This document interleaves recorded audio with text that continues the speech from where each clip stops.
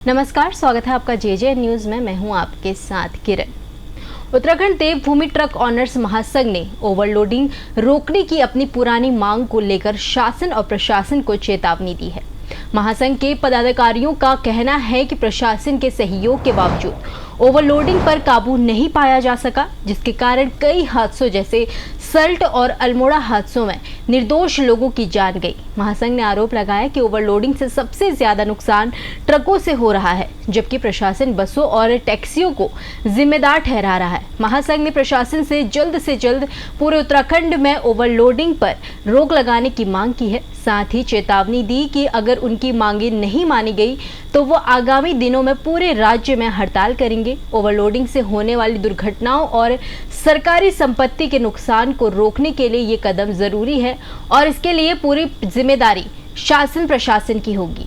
हमारा उद्देश्य basically overload के अगेंस्ट हम तो चाहते हैं कि जो पूरा प्रदेश है, पूरे प्रदेश में जितने भी वाहन चल रहे हैं, जो भी माल, चाहे भाड़े माल वाले वाहन हो, चाहे टैक्सी वाली हो, चाहे बसें, वो सारी की सारी बिल्कुल तरीके से अंडर लोड से चला जाए।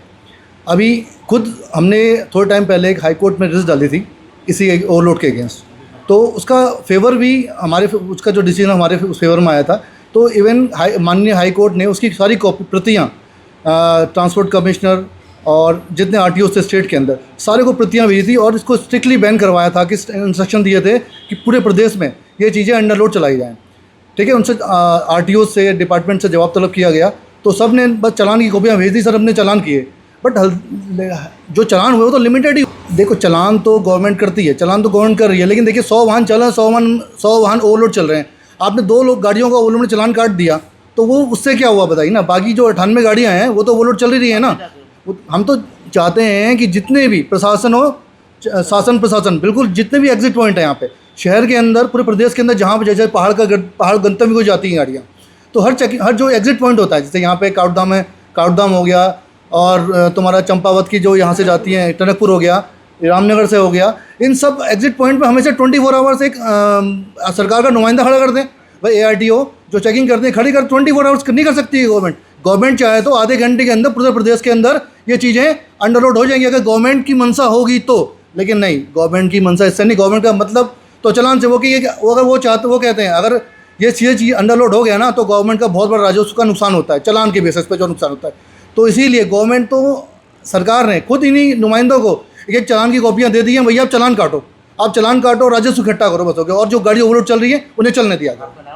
उमेश पांडे नाम है, मैं महासचिव हूँ महासंघ का। मुझे तो नहीं लगता कि अभी भी ये जागा है, ये सिर्फ थोड़े दिनों की खाना पूर्ति है, क्योंकि 6-6 लाख रुपए मुआवजा दे दिया गया है और थोड़े दिनों बाद आपको वही ढर्रा दिखाई देगा, वही ओवरलोड दिखाई देगा, वही सब कुछ होगा। क्योंकि इन्होंने शांत करने के लिए 6-6 लाख रुपए बांट दिए हैं, वो इनको लगता है कि जनता को शांत करने के लिए काफ़ी है।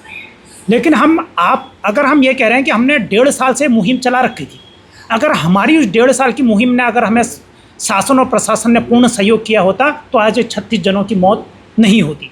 इस प्रकार से एक प्रकार से हम लोग इसका जिम्मेदार शासन और प्रशासन को मानते हैं।